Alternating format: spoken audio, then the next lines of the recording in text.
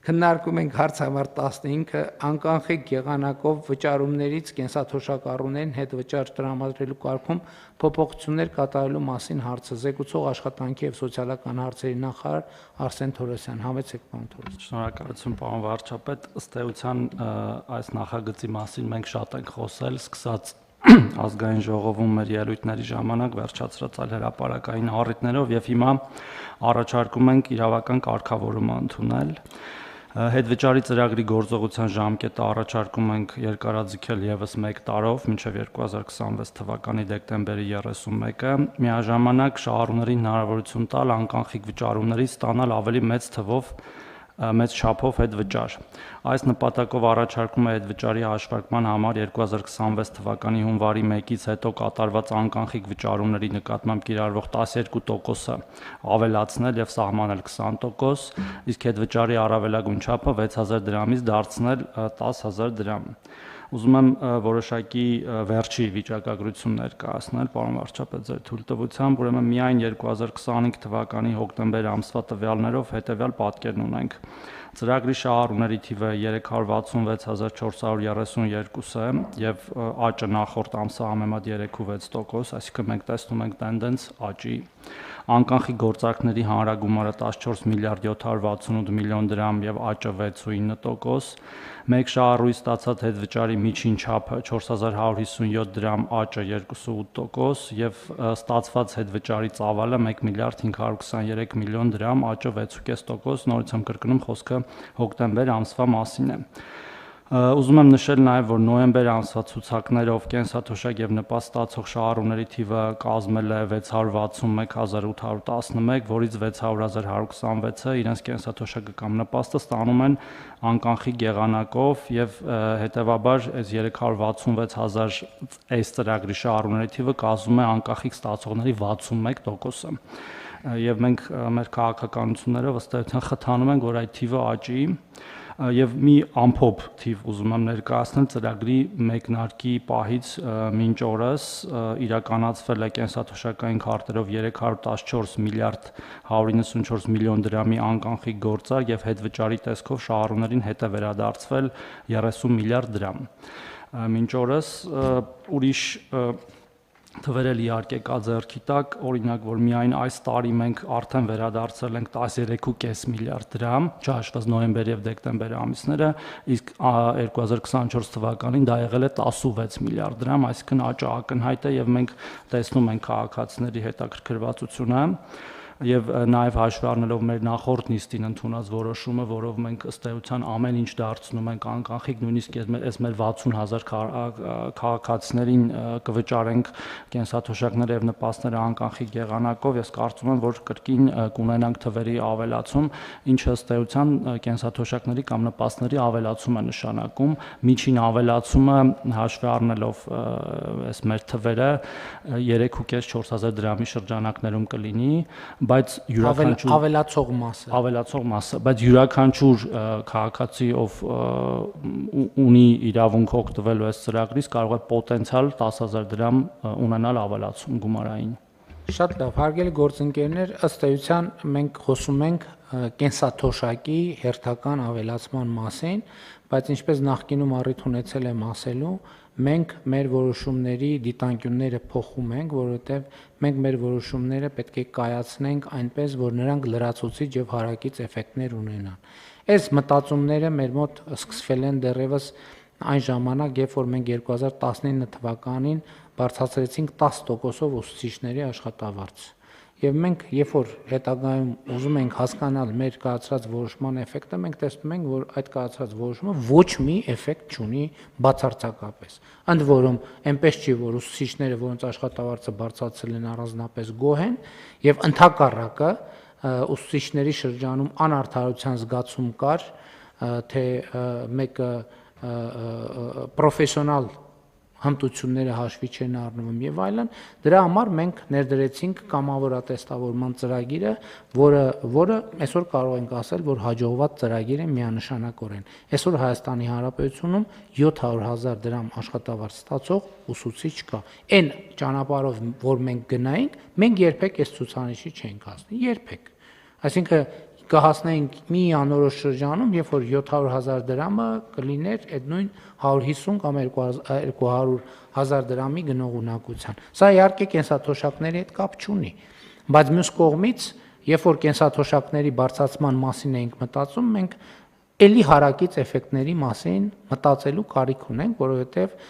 այդ թվում մենք պետք է մտածենք ոչ միայն թոշակների բարձրացման, այլև մեր տնտեսության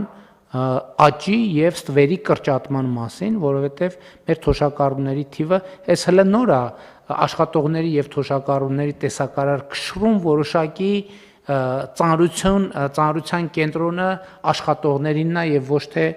թոշակառուներինը, բայց մենք պետք է հասկանանք որտեղից է թոշակը գեներացվում մարդկանց աշխատանքից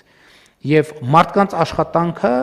պետքա նաև տեսանելի եւ ոչ ստվերային լինի եւ մենք այս ճանապարհով նաև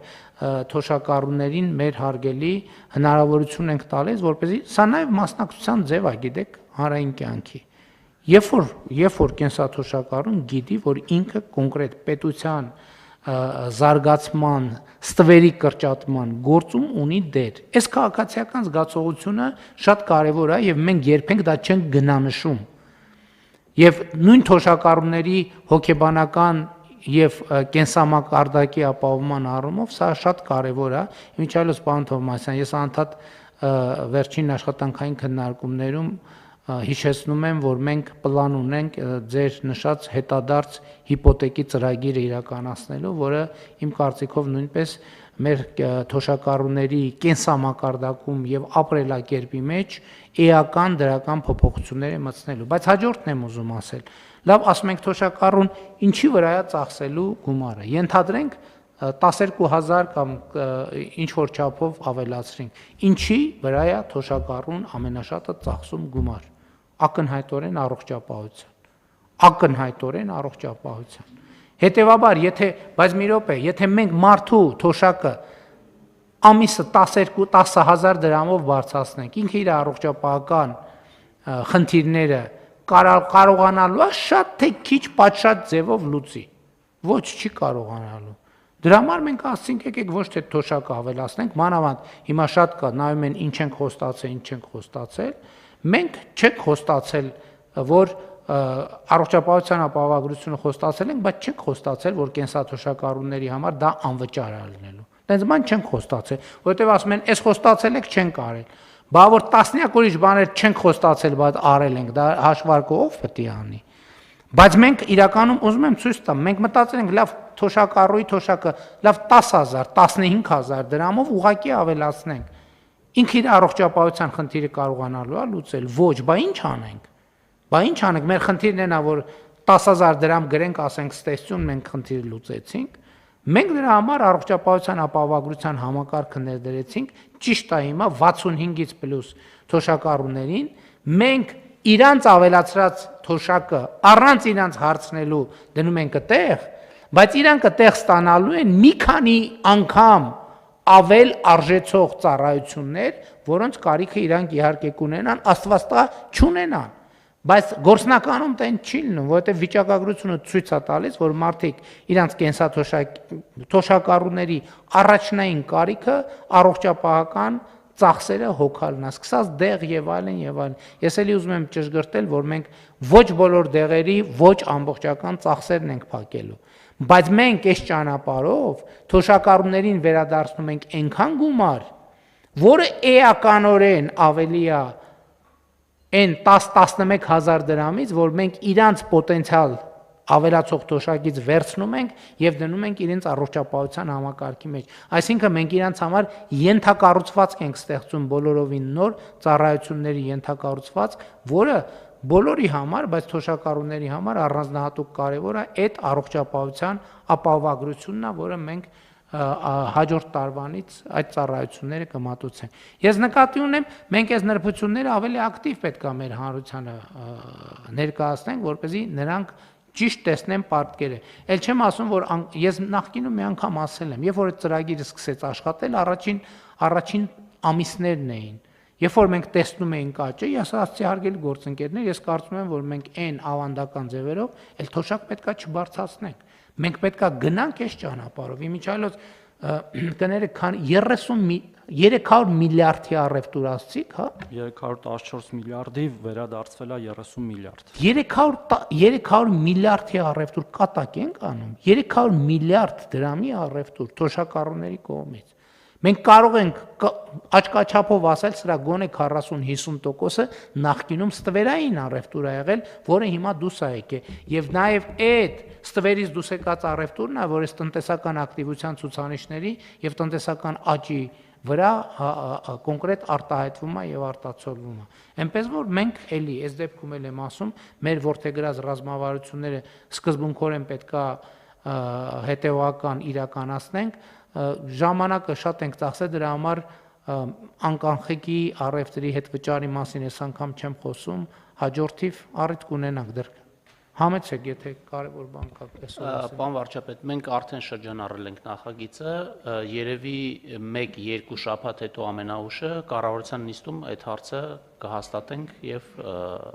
որպեսզի հունվարի 1-ից մեկնարկենք։ Հիմա դե որ ասցիք մի հատ էլ պարզաբանենք։ Դա նշանակում է, որ ցանկացած քաղաքացի, երբ որ ինքը առևտրի համար վճարեց անկանխիկ, այդ անկանխիկ վճարումների 2%-ը ինքը հետ վճար ստանալու նույն քարտին ինքնաշխատ եղանակով էլ դիմում գրելու բանի անհրաժեշտություն հերթ կանգնել դիմում գրել նույնականացման քարտ անձնագիր ծննդը դա վերաբերվում է արկա քարտերին դա վերաբերվում է արկա քարտերին այո հայաստանյան քարտերին շատ լավ համեցեք բան Շնորհակալություն եւ հետեւաբար մեր դեպքում էլ 22% է դառնում միանգամից կենսաթոշակառուների համար դա էլ ֆիքս ենք Հա, այդ պահն էլ չեն կարձանագրել, այսինքն կենսաթոշակառուները մի հատ էլ 2%-ը տեղից են ստանում։ Տեսնում եք։ Եվ պարոն վարչապետ, այդ ամեն ինչը հաշվի առնելով նաև որ դուք իրավացիորեն նշում եք, որ փաստացի հաղթանակ իրավիճակ է ստեղծում քաղաքացին մասնակցում է իրից թոշակի գեներացմանը, նաև ստվերի կրճատմանը, բայց այնուամենայնիվ մենք մի քիչ վարչարարության խստացման անհրաժեշտություն ունենք հատկապես գյուղական համայնքներում առևտրի կետերում անկանխիկ առևտրի մասով ես խնդրում եմ որ մեր գործընկերները հատկապես պետեկամուտների կոմիտեի այս մասով մի քիչ աշխատանք կատարեն որտեղ բողոքները հիմնականում դրանից են ասում են մենք գնում ենք քարտով մեզ ասում են ապարատը չի աշխատում լույս չկա չգիտեմ եւ այդպես շարունակ թեև դա դրթում է այնուամենայնիվ որտեղ մենք թվերը տեսնում ենք աճի եւ շրջանառության աճի եւ մարդկանց աճի բայց մենք էլ մեր կողմից մի քիչ աջակցենք որ process-ները ավելի սահուն ընթանան այո բայց տեսեք էդ էլ հաջորդը այդ բողոքը այդ շատ լավ նշան է որովհետեւ նշանակում է որ քաղաքացի է հայտնվել որը շահագրգիռ է որպեսզի կայացված որոշումները ի կատարածվեն որը օրենքը գործի հասկանում եք այս շատ կարևոր նրբություն է հիմա մեր կարգավորումներով օրենքով եւ այլն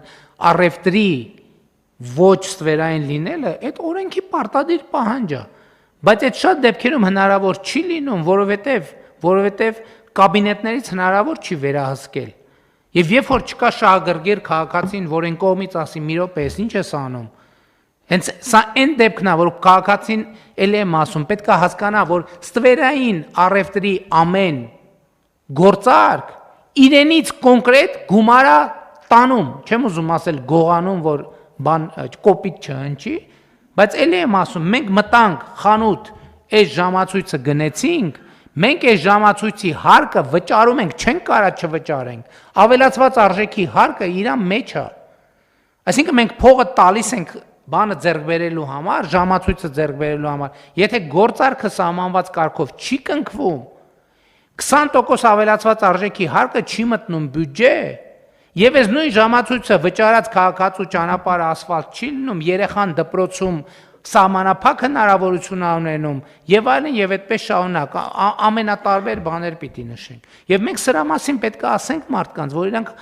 հասկանան որ այդ գործարքը իրենց թվում է թե կառավարությունն է պակաս ստանում ոչ դուք եք պակաս ստանում սիրելի քաղաքացիներ ամեն անգամ առանց ՀԴՄ-ի անկանխիկ առևտրի սահմանափակ ստվերային ամեն գործարք դուք ինչ 1000 դրամ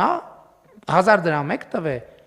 մինիմում 200 դրամ կորցնում եք այդ գործարքից, եթե գործարքը ստվերային չի։